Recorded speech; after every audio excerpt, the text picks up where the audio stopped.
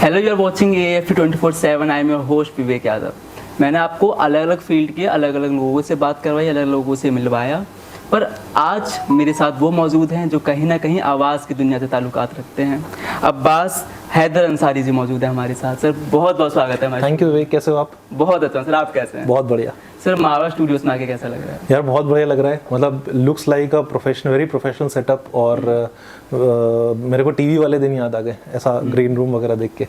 Sir अगर मैं radio की बात करूं तो आवाज़ से पहचान बनानी है, अपने शब्दों से पहचान बनानी है, कितना मुश्किल हो जाता है? अब तो इतना मुश्किल नहीं है, क्योंकि जो रेडियो है वो बहुत हद तक डिजिटलाइजेशन की तरफ मूव कर चुका है। एक वक्त था जब लोगों को ये क्यूरियोसिटी होती थी कि इस आवाज़ के पीछे जो उसका मालिक है, इस आवाज़ का मालिक है, वो कैसा दिखता होगा। जैसे अमीन सयानी साहब, बहुत वक्त तक लोगों को पता ही नहीं था कि कैसे दिखते हैं। अब वो दौर चला गया है, अब तो खैर डिजिटलाइजेशन का ज़माना है, और ये एक आरजिंग में अगर आपका सिलेक्शन होना है, आप चाहते हैं आप आरजे बन जाएं, तो ये उसकी एक बहुत बड़ी शर्त है कि आप अपना चेहरा दिखाएं और आप सोशल मीडिया पे रहें, आप कंटेंट बनाएं।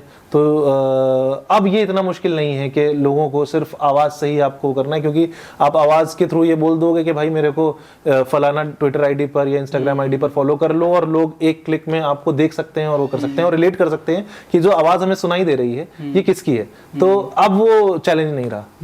सर वही मैं, आपने सोशल मीडिया की बात करी, रेडियो की बात करी, इनमें सबसे ज़्यादा जरूरी हो जाता है क्रिएटिविटी। मैं आपकी वर्कशॉप भी अटेंड करा था, वहाँ पे भी मैंने ये सवाल पूछा था। आप हमारे अगर ऑडियंस को भी बता सकें कि क्रिएटिविटी, मुझे लगता है कि एक वक्त पर अगर कहीं खत्म ना हो जाए, क्रिएटिविटी का ब्लॉक आ जाता है आपके माइंड में, तो उसे कैसे रिफ्रेश करें? देखिए, क्रिएटिव ब्लॉक थैंकफुली मुझे फिलहाल अभी तक ऐसा महसूस नहीं हुआ है। जब आप बहुत ओवरवर्क हो सकते हो तो हाँ, ये हो सकता है कि आप किसी तरीके से क्रिएटिवली आपको आइडियाज़ ना आए। लेकिन रेगुलर ज़िंदगी में अगर आप थोड़े से ऑब्जर्वेशनल हो, आपको पता है कि कहीं से भी कंटेंट निकल सकता है। निकालने वालों ने, for example, one of my very very favourite content creator is काबिल आमे, जो ऐसे दिखाते हैं। वो एक वर्ड नहीं बोलते हैं, उनकी वीडियोस बहुत ही सिंपल होती हैं, और वो हर छोटी छोटी उन्होंने ऑब्जर्वेशन से के सारे कंटेंट निकाले हैं अपने। एंड प्रोबेबली शायद दुनिया में सेकेंड मोस्ट फॉलोड पर्सन है ऑन टिकटॉक। तो मेरे हिसाब से अगर आप इतने ऑब्जर्वेशनल रहेंगे और इतने सजग रहेंगे कि कंटेंट कहीं से भी निकल सकता है, मैं आपसे कुछ 4 चीजें ले लूं और फिर उस पे जाकर के रेडियो शो बना दूं, ये बहुत मुमकिन है, डिपेंडिंग कि आपकी और मेरी बॉन्डिंग कैसे हुई। तो अगर आप ऑब्जर्वेशनल रहते हैं, अगर आपका वो आई फॉर कंटेंट है, जहां पर आपके लिए कंटेंट ही सबसे ज्यादा जरूरी है, और आपको पता है कि भाई यही मेरी रोजी रोटी है और यही मुझे बनाना है, तो फिर आप हर जगह कंटेंट ढूंढने लगते हो, और अब जब आप हर जगह कंटेंट ढूंढने लगते हो तो वो निकल के आ जाता है। तो that's how I think it works, and that's how it should work. वही सर, क्रिएटिविटी की मैंने बात करी, आपने बताया उसके बारे में। आपने कुछ 3 टर्म्स बताई थी, comedy, sadness and wow factor जी। उसके बारे में बता। उसका बेसिकली ये रूल मैं फॉलो करता हूँ, ये कहीं ऐसा बनाया नहीं है, मैंने अपनी ऑब्जर्वेशन से ये देखा है कि ह्यूमन इमोशंस में सबसे ज्यादा जो 3 चीजें आप आसानी से ट्रिगर कर सकते हो, वो है उनका हंसाना, और जिससे आप रिलेट कर सकते हो। तो अगर आपने किसी को हंसा दिया तो आदमी आपसे रिलेट कर जाएगा, यार ये तो बहुत फनी है। नहीं तो दूसरी चीज है कि अगर आपने उन्हें रुला दिया, कि आपने उनकी वो रॉ नर्व होती है ना, वो पकड़ ली, कि आपने ऐसी बात बोल दी कि आपको लगा कि यार दिल छू लिया इसने। तो कई फिल्में होती है ना जहां पर तो वो जो है एक इमोशन होता है जो कि आप ट्रिगर करके अपना कंटेंट क्रिएट कर सकते हो। और तीसरा जो इमोशन होता है वो होता है वाव या इंफॉर्मेशन बेस्ड, जहां पर आपको लगता है कि जहां पर आप अपने श्रोताओं को या अपने दर्शकों को एक ऐसी बात बता रहे हैं जो उनको इससे पहले पता नहीं थी, या फिर पता चली तो दे वर लाइक के वाह भाई इसने क्या बात बताई, he is the one guy who I should follow for content. तो ये 3 ह्यूमन होते बहुत सारे हैं, फियर भी होता है, हॉरर भी एक तरीके की फिल्में बनती हैं, लेकिन ये तीनों बहुत आसानी से किए जा सकते हैं। अगर आपका सेंस ऑफ ह्यूमर बहुत अच्छा है तो probably you can work towards the comic field. अगर आप शब्दों में बहुत अच्छे हो, आप लोगों को इमोशन पढ़ सकते हो, तो मेरे हिसाब से आप वो जो सैडनेस वाला इमोशन है वो इन्वोक कर सकते हो। और अगर आप में नॉलेज बहुत है, अगर आप पढ़ते बहुत हो और अगर आपको दुनिया भर की चीजें पता है, तो आप एक ऐसी चीज बताओगे जो ज्यादातर लोगों ने सुनी नहीं होगी, and that's how they will relate to you कि यार ये जो बता रहा है, और वो अगर वो फैक्ट चेक कर लें कि हाँ ये सही बता रहे हैं, तो ये 3 इमोशंस ऐसे हैं जो अगर आपने इन्वोक कर दिया तो आप अच्छे से कंटेंट बना सकते हो। वही सर, आपने कॉमेडी की बात करी तो रेडियो पे बहुत ज्यादा अभी वायरल हो रही है प्रैंक कॉल्स, क्या सच होती हैं ये सर? एक्चुअली प्रैंक कॉल्स अभी वायरल नहीं हो रही, यहाँ पे थोड़ा सा मैं आपको करेक्ट करूंगा। Prank calls since time memorial, जब से मैं रेडियो सुन रहा हूँ 2006 से, तब से मुझे ऐसा लगता है कि प्रैंक कॉल्स बहुत फेमस है। प्रोबेबली एक बोरोड कॉन्सेप्ट है फ्रॉम टीवी, क्योंकि 1990s में MTV का एक बकरा शुरू हुआ था जो कि साइरस ब्रोचा करते थे शायद, और जब रेडियो स्टेशन आए और उनका रेडियो स्टेशन का जो उस वक्त पे फंक्शन देखा गया वो ये था कि एंटरटेनमेंट सर्व करना है लोगों को, गाने सुना रहे हैं, आरजे जो हैं हंसी मजाक वाली बातें कर रहे हैं। तो उसी कड़ी में, शायद मैं था नहीं उस वक्त रेडियो में, 2006 में मैं भी कॉलेज स्कूल का स्टूडेंट ही था, लेकिन उस वो जो चीज थी वो शायद रेडियो पे ली गई, and it has been going on from very long back, मतलब ऑलमोस्ट 2 decades नाउ। जो आपने बात पूछी, हालांकि ट्रेड सीक्रेट है, मुझे बताना नहीं चाहिए, लेकिन मैं फिर भी चलिए बता देता हूँ। 90% ऑफ द टाइम जो प्रैंक कॉल्स होती हैं वो रियल होती हैं। इसकी वजह ये है कि लोगों को अगर आप थोड़ा सा रिग करके सुनाएंगे या पहले से प्लान करेंगे, तो अभी की जनरेशन इतनी स्मार्ट है कि उसको समझ में आ जाता है कि यार ये तो गलत बोल रहा है। कई दफा क्या होता है, मैं आपको बताऊं विवेक, कि जैसे मान लीजिए एक आरजे ने प्रैंक, अच्छा, और प्रैंक कॉल ना बहुत लंबा प्रोसेस होता है। जैसे मान लीजिए हम रेड एफएम पे बैंड बजाते हैं, तो उसमें बैंड में क्या होता है कि हमारे पास डिटेल्स आती हैं लोगों की, हम एक टीम होती है जो उनको कॉल करती है और बोलती है कि बताइए आपको किसका बैंड बजवाना है। उन्होंने बताया मुझे तो अपने हस्बैंड का बजवाना है। तो अब हस्बैंड के बारे में एक वाइफ डिटेल शेयर कर रही है कि, और वो उनका बर्थडे कब आता है, वो कहाँ गए, क्या हुआ, उनकी जिंदगी में क्या कोई ऐसी चीज आए जिससे आइडिया निकल सकता है। तो एक बड़ी लंबी चौड़ी लिस्ट बनती है और उससे फिर आइडिया निकाला जाता है। जैसे मान लीजिए मैंने जब पहला अपना प्रैंक कॉल किया था, तो उन्होंने मुझे बताया था कि मेरा दोस्त है, उसका चालान कट गया है। तो हमने ट्रैफिक पुलिस बंद करके उनको कॉल किया और हमने उस बेसिस पे प्रैंक किया। तो इसी तरीके से बहुत लंबा प्रोसेस होता है, जहां पर एक टीम जो है पहले डिटेल ले रही है, फिर उसके ऊपर आइडिया सोचा जा रहा है, फिर आइडिया सोचने के बाद भी जरूरी नहीं कि वो बंदा फोन उठा ले, हो सकता है कि वो आपको उतना कंटेंट ना दे, क्योंकि रेडियो पे जो आप सुन रहे हो वो तो बेस्ट है, लेकिन जो बैकएंड में चल रहा है वो पूरा पूरा दिन लेके जा रहा है। वो जो कॉल चल रही है वो 20 मिनट की कॉल चल रही है, वो 20 मिनट में फिर आपको 2 मिनट निकालना है। तो कई दफा क्या होता है कि हमें जो डिटेल मिली, हमें उस पर बहुत अच्छा आइडिया आ गया, मुझे विवेक का बैंड बजाना है, लेकिन विवेक ने अपना फोन ही नहीं उठाया। अब वो आइडिया बहुत अच्छा है, लेकिन तो मुझे ऐसा लगता है कि यार ये आइडिया, क्योंकि वो सिचुएशन विवेक के लिए बहुत ही पर्सनल है कि चालान सिर्फ उसी का कटा है, तो मैं अब वो आइडिया किसी और पे फोकस नहीं कर सकता। मैं या तो मुझे कोई ऐसा बंदा मिल जाए जिसका चालान कटा है, या फिर मैं क्या करूंगा, क्योंकि आइडिया बहुत अच्छा है, तो मैं किसी ऐसे बंदे को कॉल कर लूंगा जो कि मेरा अपना बंदा होगा, और फिर मैं उनको कॉल करके जस्ट सो दैट कि हम वो अच्छा आइडिया ना जाने दें अपने पास से। वो आइडिया बहुत अच्छा है, मुझे हमें ऐसा लगता है कि उस पे लोगों को हंसी बहुत आएगी, तो हम इस तरीके से कभी कभार, मतलब that happens only 10% of the time, या जब हमारे पास वक्त बहुत कम होता है, but most of the time it is real. तो आपने सोशल मीडिया की भी बात करी थी, तो अगर सर आज के वक्त में देखूं तमाम ऐसे प्लेटफॉर्म आ गए हैं, स्पॉटिफाई में कोको एफएम हो गया, तो कहीं ना कहीं आपको भी लगता है कि रेडियो अब रेडियो से उठकर फोन में शिफ्ट हो गया? देखिए, फोन में भी पहले था, मैं जब रेडियो सुनना शुरू किया था तो फोन में ही सुनना शुरू किया था, और मुझे ऐसा लगता है कि रेडियो को डेंट जो मिला है वो इस वजह से मिला है क्योंकि most of the phone companies ने अपने फोन सेट से रेडियो हटा लिया।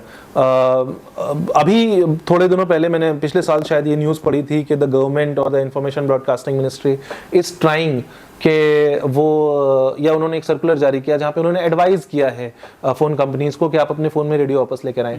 मुझे ऐसा लगता है कि अगर वो चीज ऐसी हो गई कि आपके फोन में, क्योंकि अभी लोग इस वजह से रेडियो नहीं सुन रहे हैं क्योंकि उनको रेडियो सुनना पसंद नहीं है, वो इस वजह से नहीं सुन रहे क्योंकि उनका एक्सेस नहीं है।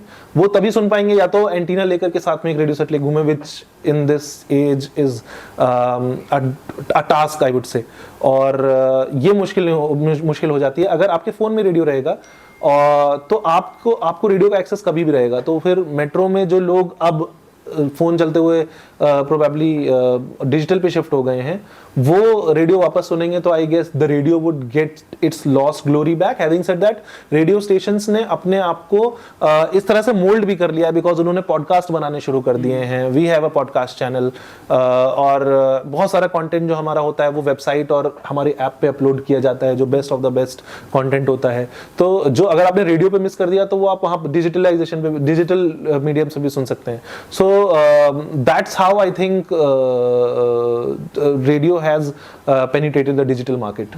सर आपने पॉडकास्ट की बात करी, तो जो आपको देख रहे हैं वो कहीं ना कहीं बडिंग जर्नलिस्ट हैं या बडिंग आरजे हैं, तो वो उन्होंने अभी अपने पॉडकास्ट स्टार्ट कर दिया, मैंने भी अपना पॉडकास्ट स्टार्ट करा, मैंने वीडियो पॉडकास्ट स्टार्ट करा सर, सोशल मीडिया पे कंटेंट बनाना स्टार्ट करा, मिलियंस में व्यूज सर उसमें आ गए हैं, पर अब मैं सोचता ये हूँ कि क्या उसका फायदा जब मैं इंडस्ट्री में जाऊंगा वहां पर मिलेगा? बिल्कुल मिलेगा। देखिए इस टाइम पे बिकॉज नंबर्स बहुत मायने रखते हैं सोशल मीडिया के, आपके ना सिर्फ आपको इंडिविजुअली वो फायदा देंगे, देयर आर मेनी क्रिएटर्स जिनको ब्रांड डील्स मिल रही हैं because they have good numbers on social media, बल्कि कंपनीज भी जो है इस तरफ थोड़ा सा देख रही हैं, क्योंकि वो मान लीजिए किसी के 3 लाख फॉलोअर हैं, अब उसको हम अगर लेकर के आ रहे हैं तो हम अपने ब्रांड को भी उसकी ऑडियंस को एक्सपोज कर रहे हैं, तो बहुत ही म्यूचुअल फायदा है ये 2 लोगों का। तो अगर आप अपने नंबर्स बिल्ड कर रहे हैं तो बिल्कुल करिए, करना चाहिए, और अगर आपको इस क्रिएटिव फील्ड में आना है या मीडिया में भी आना है तो आप कंटेंट क्रिएशन बिल्कुल करिए अच्छे से। आपको ना सिर्फ सिखाएगा, हो सकता है कि आप फेल हो जाए उसमें, हो सकता है आपके नंबर ना आए, लेकिन वो जो प्रोसेस है जहां पे आप पढ़ेंगे कि यार ये करना है, मुझे ये करना है, जो आप खुद इवॉल्व होंगे, वो मेरे हिसाब से बहुत काम आएगा, और अगर नंबर बढ़ गए देन तो डेफिनेटली आपको बहुत बेनिफिट्स हैं। इसलिए सोशल मीडिया की बात करूं या रेडियो की बात करूं, टीवी की बात करूं, तो ट्रेंड से वाकिफ होना बहुत ज़्यादा जरूरी हो जाता है। कैसे वाकिफ रहना? मेरे ख्याल से बहुत सिंपल तरीका है, आप सोशल मीडिया पे रहें, आपको ट्रेंड्स पता चलेंगे कि आजकल कौन सा गाना हिट है, किस ऑडियो पे लोग रील्स बना रहे हैं, तो जब आपको ये पता रहेगा तो आपको पता रहेगा कि इस पे क्या ट्रेंड्स हो रहे हैं, और प्रोबेबली उसको आप अपनी तरीके से, जैसे मुझे बहुत अपील करते हैं वो लोग जो कि कॉमेडी रील्स बनाते हैं और ऐसी ऑडियोज पे बनाते हैं और आउट ऑफ अ सडन अलग तरीके से लेके चले जाते हैं, तो मुझे बहुत पसंद है जो कॉमिक रील्स बनती है ना सर्टेन ऑडियंस में। मोए मोए वाला जो ट्रेंड आया था उसमें कई रील्स मतलब हिलेरियस थी, मैं इतना ज्यादा एक्सप्रेसिव हूं नहीं और मैं बहुत ज्यादा रिएक्ट नहीं करता हूं, लेकिन कई दफा मैं देख के हैरान हो जाता हूं कि भाई क्या आइडिया और क्या जबरदस्त उसका इंप्लीमेंटेशन है। सो आपके सवाल का जवाब यही है कि अगर आपको ट्रेंड से अपडेटेड रहना है तो आपको थोड़ा सा सोशल मीडिया पे रहना पड़ेगा। मतलब अगर आपकी अनटिल अनलेस वो आपकी मेंटल हेल्थ खराब कर रहा है फिर वो एक डिफरेंट चीज है, लेकिन अगर आपको इस फील्ड में आगे बढ़ना है तो आपको ट्रेंड्स पता रहने चाहिए, और ट्रेंड्स आप तभी पता कर पाएंगे जब आप थोड़ा सा वक्त अपना स्क्रीन टाइम थोड़ा सा बढ़ा देंगे। सर जैसे अगर मैं बात करूं जो अभी जर्नलिस्ट आए हैं यहाँ पे, बड़े आरजे आए हैं, उनका सीधा माइंडसेट ये होता है कि रेडियो है तो कॉमेडी होगा या प्रैंक कॉल्स होंगी, पर आपने बताया कि कुछ कैंपेन्स भी चले जिन्होंने अलग मैसेज दिया, एक अलग चेंज लाया, उसके बारे में बता। देखिए मेरा ऐसा मानना है कि कोई भी एक ऐसी चीज जो इन्फ्लुएंस कर सकती है या कोई भी ऐसा प्लेटफॉर्म जहां से लोगों तक कोई संदेश पहुंचाया जा सकता है, वो सिर्फ कॉमेडी या हंसी मजाक तक बन के ना रह जाए। अगर आप एक सोसाइटी में हैं और एक as an organization as a media house survive कर रहे हैं तो ये हमारी नैतिक जिम्मेदारी है कि हम अपने थ्रू कुछ चेंज भी ले आए। तो हमारा बेसिक जो हमारा बेसिक सोल पर्पस है वो शायद एंटरटेनमेंट हो सकता है, लेकिन हम ये कहीं पे किसी रूल बुक में लिखा नहीं है कि रेडियो जॉकी है तो उसको फनी ही होना है। देयर हैव बीन आरजेस जो कि बहुत लव शोज करते थे, आपने अब तो खैर बहुत कम हो गया, लेकिन एक वक्त पे आज से 10 साल पहले रेडियो पे रात के टाइम जो 9 से 12 वाला शो था वो हंसी मजाक नहीं था, वहां पे रिलेशनशिप्स और यही सब डिस्कस होता था। बहुत सारे मॉर्निंग आरजेस ने बहुत सटायर करते हुए बहुत सारे अच्छे अच्छे कैंपेन्स किए हैं that have resulted in better comedy. मुझे मिर्ची के कई सारे कैंपेन्स याद हैं, मुझे रेड में तो बहुत सारे, I have been lucky enough कि बहुत सारे कैंपेन्स का ऐसे पार्ट रहा हूं जिसमें हमने लोगों को एक चेंज बताया है या इस तरीके से एक चिंगारी ऐसी छोड़ी है कि एटलीस्ट उस पर डिबेट हो कि भाई ये चीज़ जो हो रही है ये गलत हो रही है और इसको सही करने का तरीका ये है। तो बिल्कुल अगर आप एक मीडिया ऑर्गेनाइजेशन है या फिर अगर आप एक हैसियत रखते हैं जो लोगों को इन्फ्लुएंस कर सकता है तो वो खाली हंसी मजाक के लिए नहीं होना चाहिए। I think your art should be a reflection of the society around you, और अगर आपके आर्ट से वो बेहतर हो रही है तो डेफिनेटली करना चाहिए। सर अगर मैं आपकी बात करूं तो आप पहले प्रिंट में थे, फिर CNN में थे, फिर रेडियो में थे, तो ये चेंज कैसे? नहीं चेंज नहीं, मतलब हमारा जो जिस कॉलेज में मैं था उसमें इंटर्नशिप मैंडेटरी होती थी। तो पहले साल की इंटर्नशिप प्रिंट मीडिया में होती थी, तो इंटर्नशिप करनी थी वरना 100 नंबर चले जाएंगे। तो मैंने द हिंदू में इंटर्नशिप करी, और अगले साल फिर मैंने जब मुझे इलेक्ट्रॉनिक मीडिया में करनी थी तो मैंने CNN IBN में इंटर्नशिप करी। और फिर one fine day I got a call from red FM because my senior RJ Swati is from my college, जो मेरी सीनियर है कॉलेज की। तो हमें कहीं से पता चला कि वहाँ इंटर्नशिप है, और उस वक्त दिल्ली में 2010 में कॉमनवेल्थ गेम्स चल रहे थे, तो थोड़ी सी छुट्टी थी कॉलेज की। मुझे लगा 1 महीने की इंटर्नशिप होगी, तो मैंने ये सोच करके रेडियो में आ गया। यहाँ पे आया तो यहाँ का माहौल जो था वो बाकी मीडिया हाउसेस से थोड़ा सा अलग था, थोड़ा चिल कूल काम लोग हैं, जो कि बड़े मज़ेदार तरीके से, आपका कोई ड्रेस कोड नहीं है ऐसा। तो मेरे को बड़ा अच्छा लगा ये सब देख करके, और वो इंटर्नशिप भी थोड़ी लंबी खिंच गई, उनको भी मेरा काम पसंद आया। तो फॉर अ लॉन्गर 10 महीने शायद मैंने इंटर्नशिप करी, और उसके बाद उन्होंने मुझे जॉब ऑफर कर दी लखनऊ में। तो आई थॉट बेस्ट चांस है, जो पसंद आ रहा है उसी में जा रहे हैं, तो मैंने सोचा कि चले जाते हैं। तो that's how the radio happened. Sir एक सवाल ये भी दिमाग में रहता है कि RJ है तो आवाज़ अच्छी होगी, ज़रूरी है? नहीं, ऐसा ज़रूरी नहीं है, बल्कि मुझे तो ऐसा लगता है कि the best of the RJs in India इस वक्त पे मलिश का एक आवाज़ है जो कि मुंबई में है, और उनकी आवाज़ वो आवाज़ नहीं है जो आपको अपील करेगी, लेकिन जो उनके बोलने का तरीका है, जो उनका सेंस ऑफ ह्यूमर है, वो बहुत ऐसा है कि लोगों को स्टिक कर जाता है। रौनक इज़ वन RJ जिनके साथ मैंने बहुत लंबे टाइम तक काम किया, मेरे बड़े भाई की तरह हैं। उनकी आवाज़ अगर आप ऐसा सुने तो आपको ऐसा ही लगेगा कि this is a boy next door. ये आपके पड़ोसी की आवाज़ हो सकती है, आपके दोस्त की आवाज़ हो सकती है, किसी की भी आवाज़ हो सकती है। ये कोई ऐसी आवाज नहीं है कि ऊपर से उतरी हुई आवाज है। तो वो रिलेटिबिलिटी फैक्टर भी बहुत है फिर, कि अगर वो रौनक रेडियो पे बात करते हैं और इतने नेचुरल तरीके से करते हैं, because he is what he is, तो उसकी वजह से लोग रिलेट बहुत करते हैं कि भाई ये तो मेरा दोस्त जैसा कोई बात कर रहा है। तो ये बिल्कुल शायद बहुत पहले ऐसा होता होगा, क्योंकि सुना तो हमने भी ऐसा था कि रेडियो में होने के लिए आवाज जरूरी है। प्राइवेट रेडियो में मेरे ख्याल से आपका जो सेंस ऑफ ह्यूमर है, जो स्पॉन्टेनिटी है, वो ज्यादा जरूरी है रादर देन द आवाज। सर जाते जाते कोई मैसेज देना चाहें जो RJ बनना चाहते हैं उनके लिए? मैसेज, एक बार ही मैंने पीयूष मिश्रा का इंटरव्यू किया था, तो मैंने उनसे कहा कि आपको कोई मैसेज देना है, तो उन्होंने मुझे बोला मैं कोई कबूतर हूँ जो मैसेज दूंगा। तो मेरे को बड़ा फनी लगा। तो लेकिन नेविंग सर, मेरे को ऐसा लगता है कि आप दो चीजें हैं, एक तो ये कि आप जो चीज कर रहे हैं आप क्यों कर रहे हैं, ये आप सवाल खुद से पूछिए। अगर आपको लगता है, और वो लोग क्यों देखेंगे, क्योंकि जाहिर सी बात है जब आप एक मास कम्युनिकेशन वाले सेक्टर में हैं और आप चाहते हैं कि बहुत ज्यादा लोग आपकी चीज देखें, तो वो क्यों देखें, ये एक चीज आपको सोचनी पड़ेगी। वाई वाला जो सवाल है वो आपको अपने आप से पूछना पड़ेगा कि मेरा कंटेंट लोग क्यों देखें और इसके लिए मुझे क्या अलग करना पड़ेगा। तो एक तो ये सवाल है। दूसरा ये कि अगर आप को सक्सेस होना है, मेरे ख्याल से मैं फिलहाल सिर्फ मीडिया और कंटेंट क्रिएशन फील्ड की बात कर रहा हूं, लेकिन ये सभी जगह अप्लाई होता है कि ये 9 से 5 वाली जॉब, कि मैं दिवाली पे काम नहीं करूंगा, मैं होली पे काम नहीं करूंगा, मैं ईद पे काम करूंगा, मेरा रोजा है तो मैं आज काम करने नहीं आऊंगा, अगर आप इस माइंडसेट के साथ हैं तो फिर थोड़ा सा मीडिया से दूर रहिए, क्योंकि ये नहीं होता है। थोड़ा सा ऐसा स्टैंड ऑन योर टोज वाली जॉब है। आपको आइडिया कभी भी आ सकता है, जैसे कि मैंने बताया ऑब्जर्वेशन, और ऑब्जर्वेशन आप खाली ऑफिस में तो नहीं करोगे, ऑब्जर्वेशन आपको घर देख कर टीवी से हो सकता है। तो मेरे बहुत सारे बउआ ऐसे हैं जो कि जब मैंने सोचे तो वो उस वक्त में कुछ ऑफिस से बाहर ही था और कुछ और ही काम कर रहा था, मैं उसको सोचने नहीं बैठा था। जब आया मैंने थोड़ा सा लिख लिया कि यार इस पे बउआ कर सकते हैं, और फिर अगले दिन ऑफिस में आकर बताया। तो ये एक ऐसी जॉब है जहां पर आपको मेहनत बहुत लगेगी। ये मेहनत से शायद भी नहीं करते। बहुत आलसी इंसान हूँ। मेरा जो बेसिक जो वो होता है ना, तासीर होती है, वो बिल्कुल वही है कि ऐसे पड़े रहो कि हाथ बीच में उठा दो कि घर वाले ना समझे मर गया। तो मैं बिल्कुल ही इस तरीके का इंसान हूँ। लेकिन अगर आपको थोड़ा सा सक्सेसफुल होना है तो आपको वो आलसपन थोड़ा छोड़ना पड़ेगा। काम बहुत करे। शाहरुख खान का एक बहुत वायरल इंटरव्यू है जिसमें उन्होंने कहा कि आराम करना है और मेरे को थोड़ा रीअश्योरेंस आ जाए, सेंस ऑफ कंफर्ट आ जाए।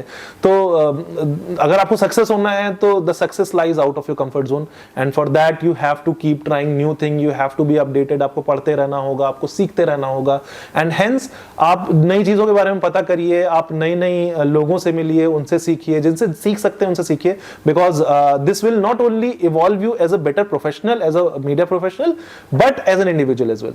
This is what I think. बहुत बहुत शुक्रिया, बहुत बहुत thank you so much Vivek, thank you.